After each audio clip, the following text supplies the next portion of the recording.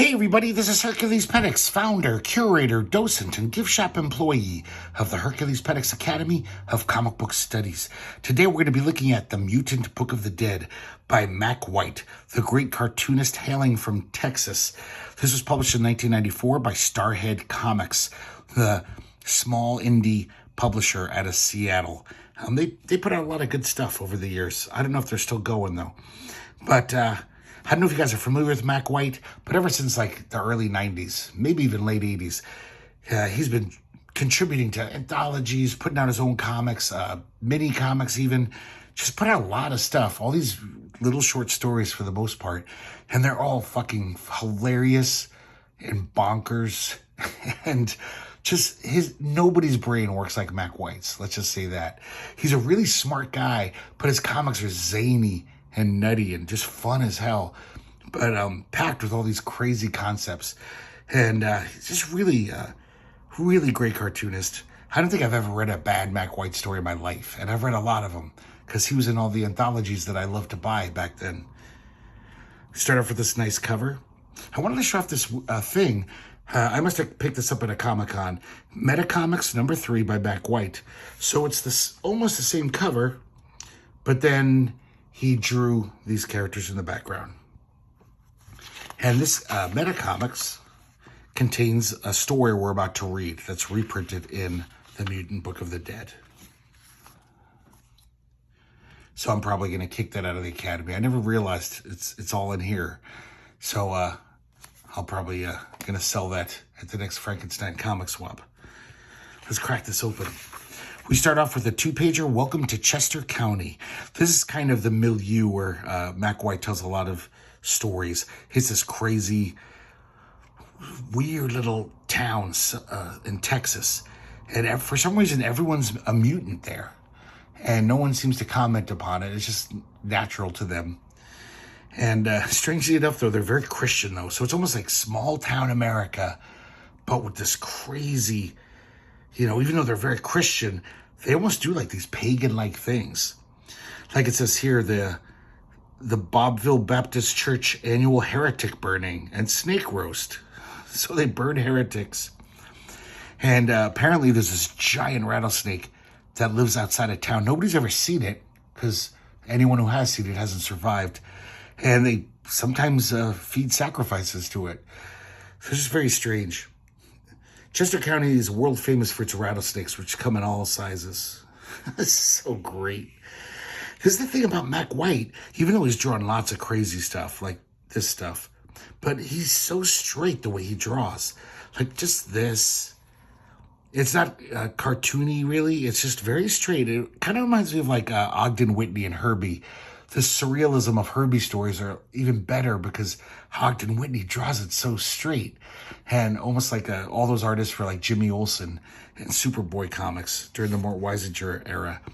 It's just super crisp, clean, slick art, but it makes the fact that weird, crazy things are happening, it makes it even weirder. God, I love that panel. That kind of sums up Mack White. A cowboy riding bronco busting a giant rattler. I love this guy, Tex Parker. His face is in the shape of Texas.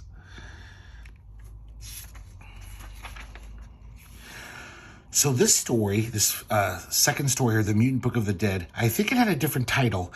And this was in Buzz number 3, that great early 90s anthology.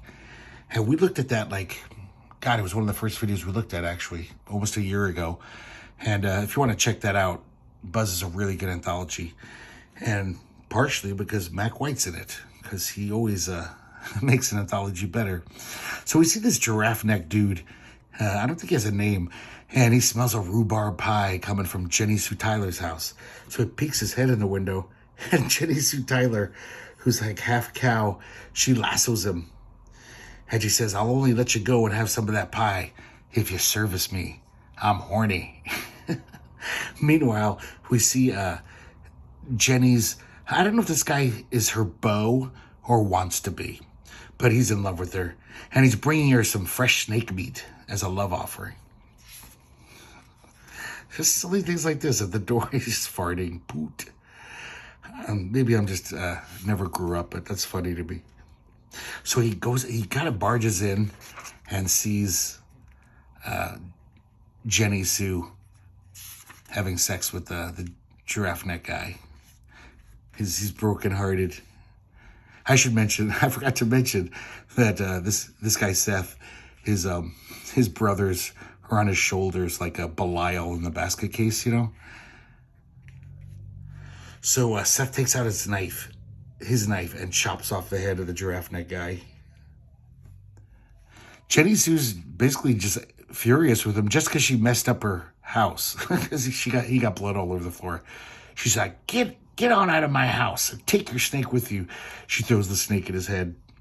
10 years later, we see the progeny of that union. It's little Horace.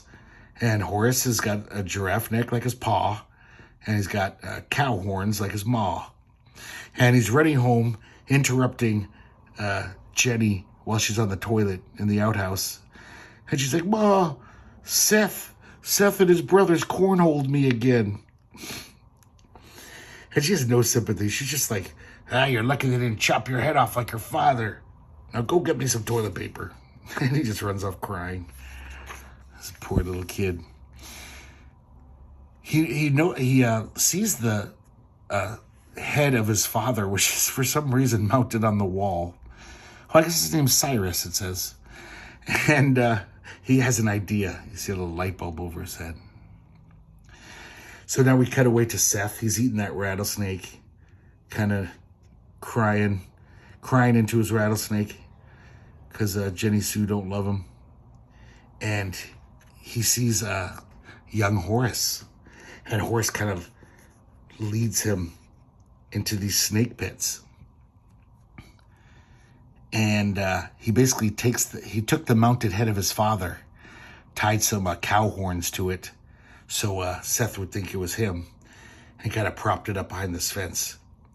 The whole reason why it's a lure, because he made a trap here in the ground, and Seth falls right through it and lands in a giant pit of rattlesnakes. And Horace says, y'all getting enough of that there snake meat? So that's from 1991. I guess that's when Buzz came out. I think it was Buzz number 3 this was in. Next we have Witch Hawkins. And this is 1994. So this was drawn for this comic, I'm pretty sure. So Seth, I guess, made it out of the rattlesnake pit. I just love that panel. And he's dying of poison. His little brothers are puking up on his shoulder. He's like, I gotta go to Witch Hawkins and get some snake bite medicine. So he knocks at her door and asks for the medicine. Offers her some rattlesnake meat. She's like, I got enough rattlesnake. What I do need is a pecker for my magic potions. And he basically is like, he doesn't want to do it. The price is too high. So she slams the door in his face. But then he comes back and says, we changed our mind. Because, he doesn't want to die. They're dying out there. So Witch Hawkins tells her daughter, Bobby Joe, she's like, sterilize the pecker shears. So Seth comes in. They give him the medicine to save his life. And then when the witch goes into the other room to get the knife or the shears, he runs out. And the witch calls her dog Argus. She sicks him on Seth. Just like the mythological creature, he's got a bunch of eyes. He's a mutant dog. And he goes right for his crotch and bites off his pecker. The witch shows up and says, good boy, Argus, I was looking for that. And the last panel is just Seth holding his bloody crotch. And him and his brothers are all cursing and crying and screaming. Oh, man. I almost feel sorry for that guy. This witch is drawn so different. Like, if you showed me just that, I would say, that's not Mack White. It almost looks like Roger Landridge or someone. It's really stylized and cartoony. It's really good, though. I like it. So now here's the story that was reprinted from that Meta Comics number 3, The Rattlesnake Queen. And I guess this is the big yearly event the pageant for the Rattlesnake Queen, and all the young mutant girls. I love this. They all bid to become Rattlesnake Queen. So apparently, Jenny Sue Tyler has another child, Thelma Sue. And Thelma Sue looks spitting image of her mom. She's in the contest. Jenny's in the crowd cheering on her daughter, and she realizes that her son Horace is missing. Up on the stage, the host in the wheelchair here, he brings out Brother Bob, kind of crazy Pentecostal snake handling type preacher. Old time religion stuff. In the locker rooms, all the girls are chatting, and the other girls tell Thelma Sue, because Thelma Sue's kind of a favorite to win. They're like, you better watch out for that Bobby Joe. She's got that evil eye. And man, that's some powerful magic she's got. And I don't know if I forgot to mention this. This is the daughter of Witch Hawkins from the previous comic. So it turns out that that young Horace is peeking in on the girls' locker room while they're undressing, and he's whacking off. The mother shows up. She knocks him off of his crate. She's furious with him. She's like, if you ever do that again, I'm going to chop it off. So she brings him back to the auditorium, hauls him back by his horn, and then says, the only other thing you like doing more than playing with your pecker is eating. So you just hang out at this banquet table and eat. That'll keep you, from running off. He's drooling already. She gets back to her seat, and then there's an interruption. This huge guy shows up. I think his name's BM. And I guess he's from Operation Rescue, which if you don't know what that is, that was the anti-abortion group that was really huge in the 80s when I was a teenager. I don't know if they're still as huge anymore since the federal government is basically doing that job. So I imagine they're still out there, but they're probably not as influential since kind of their battle has been won for the most part. But he interrupts the pageant because he's like, I just went behind the Planned Parenthood dumpsters and found this fetus. And he has it in a little coffin he made. He's like, we're going to bury it tomorrow, and then we're going to have a protest at the Planned Parenthood. I want you all to join me. And then it looks like his wife kind of pulls him away. I think she's just embarrassed by his outburst.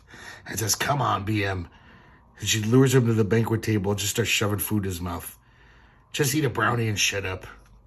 And this guy, obviously by his carriage, is kind of a big fan of food. So he's like, oh, don't mind if I do. And he starts chowing down. He puts the little fetus coffin down on the table so he can grab some more food. Meanwhile, up on stage, Thelma's coming out for the evening gown portion, and the host, his wheelchair, snags her dress and rips it off. And she's not even wearing any underwear. She's buck naked. And she runs off in shame. Everyone's laughing at her. And so Bobby Joe tells the other girls, it's like, see, if you don't want me to use my evil eye on you too, you better drop out of the race.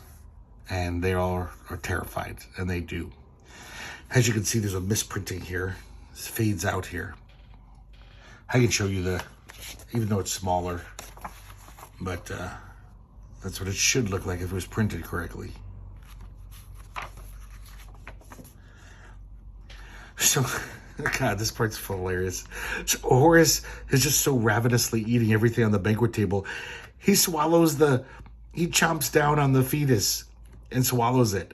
And BM is, grabbing his neck saying, spit out that baby. And Horace starts choking. He's choking to death. Meanwhile, in the locker room, Thelma Sue is hanging herself, or getting ready to. She just can't take the shame and humiliation. That's the end of part 1. We have a little 1-page strip here of Hawk and Spit. It's kind of in a different style, a lot more stippling and stuff. I wonder if this is an earlier comic for Mack White. There's just a little thing about these two redneck guys, and they see a UFO or an alien, and they're going to kick its ass, but the alien hits them with a freeze ray, takes them on the UFO, and they probe their brains, do all these weird shit to them. and they drop them off, and they're speaking the alien language in the last panel. So they've altered their brains. I love this kind of stuff. He made this 2 pages of this Chester County Gazette. And, it just has editorials and weird articles, but it all ties in. It's almost like he's really thought out this Chester County milieu. See, Rattlesnake Queen to be selected. Letters to the editor, classified ads. I like the first one, just says, I have some ducks. A-bar, Gumption Junction. Oh man, they're funny. So now chapter 2, part 2 of Rattlesnake Queen. So all the girls decide to drop out because of Bobby Joe's threat. And she's like, now the title is mine. So the mother tracks down Thelma Sue in the locker room. And she's furious with her. Mainly, she's not really that sympathetic once again. She's just like, I can't believe you left the house without wearing underwear. I'm going to tan your hide. Meanwhile, everyone's trying to get the fetus out of Horace's throat. They're slapping him on the back, doing the Heimlich. Look at this mutant. That's a great, weird face there. I love these 2 little guys. So finally, Horace spits up the fetus. It lands right on the stage, just as Bobby Joe is accepting her crown. And she steps right on it and slips. And meanwhile, Jenny Sue's chasing her daughter through the auditorium. She's running in terror, even though she's still naked.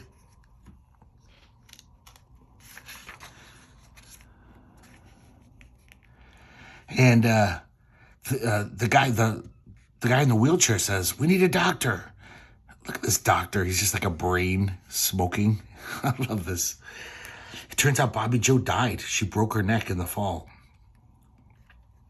So meanwhile, Thelma Sue has kind of tied up her mom with her own tail, kind of gagged her and tied her up to restrain her. She's like, sorry, Mommy, you made me do it. And then a woman runs up and says, Thelma Sue, you're the winner. Because I guess everyone else is gone or dead. So they crown her the Rattlesnake Queen. It's a big happy ending. Horace is like, hooray. And that's how it ends. So if you like this comic, the weirdness of it, you're going to like Mack White. Almost every Mack White story is like this. Just like so nuts. And they're always funny as hell to me. He cracks me up, this guy. Back covers a nice little pinup of Thelma Sue. Looking very voluptuous. That's pretty nice stuff. So there you go, guys. Mutant Book of the Dead. But when I was reading this last night, I found these 2 little things within. I must have picked these up at a convention where Jim Woodring was at. I think they were little freebies, you know. Look at this. How great this is. It's just totally ornate. I love this. Like, he's made up his own hieroglyphic language. That must have taken a lot of time scrawling all these little figures out. It almost looks like Sukalski or something. Great drawings here. Who the hell knows what's going on in them? I love that little guy. There's another one that has the same logo. I can't read that. Like, Jokey? Loki? Maybe you're not supposed to read it. Maybe it's just more nonsense language. Babble. And here's the back. We even get a little maze. These are great little drawings. Man, if you look at this closely, everyone's distinct. It's crazy. That must have taken them fucking hours. And here's the other one that was in there. This one's nice because it's more of a comic, an actual comic, even though you can't understand it because the words are in that hieroglyphic font. But great art. Really nice stuff. And at the back, another weird little comic featuring that kid with the eyes on his head. I guess he's like Argus too. Or the eyeball kid. Who I think is the son of Argus. I don't know. It's great. I can't make heads or tails of it. But one more thing I want to show you guys is this is one of my treasured possessions. So in 1997, I went to probably San Diego Comic-Con. I saw Mack White in Artist Alley. And, you know, maybe I gave him some of my fanzines, which aren't worth much. They're basically worth the paper they're printed on. And I asked him for a sketch. I don't think I gave him any money. Maybe that's rude to do, but he was just sitting there kind of bored. And I was like, would you draw this character I came up with? He's called the Six Gun Kid. His character was in my comic Swank, which if you'd like to see more of, in the notes below, there's an ad for Swanknibus with the link if you want to check him out. I wrote him. Chris Cajero Cilla drew him beautifully, I might add. So I asked him to draw this, and, well, not this, another drawing. And he did this beautiful drawing of the Six Gun Kid for me, totally for free. He was totally friendly, and I can't believe it. I don't know what the hell happened. I lost that drawing. So a year later, I'm at APE, Alternative Press Expo. I see Mack White again. I tell him the story, and he pretty much just I think he kind of volunteered. He's like, I'll draw you another one.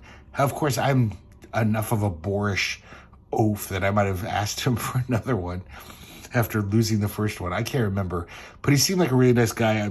I wouldn't be surprised if he offered to just draw me a new one. This one, as far as my memory goes, is way different. The first one was way more straight. It wasn't like, this is very great cartooning. It's just classic, funny, Bigfoot cartooning. The other one wasn't. I wish I had it somewhere. I would love to see it again. But this is terrific. I mean, I was thrilled. And I thanked him profusely once again. And he was just totally nice, friendly, cool guy. And put it in a frame all those years ago, over 20 years ago. And I've still got it on my bookshelf. So there you go, guys. Mutant Book of the Dead and Some Ephemera by Mack White. Hope you enjoyed watching today's video. Maybe there is a compilation of all of his work. If there isn't, there's got to be. He has so many scattered little short stories throughout so many anthologies over the decades. Mini comics, even commission works he did. Sometimes he takes some commercial type jobs. But like I said, I've never read a bad comic from the guy. In fact, almost every comic I've read by him are excellent. All the comics are just stellar. Good stuff. So go out there, buy some Mack White comics. And Fantagraphics, give me a Mack White collection, which you might have already done, and I'm just too dumb to know that you did. Okay, thanks, guys. And I hope to see you next time here at the herculespetix Academy of Comic Book Studies.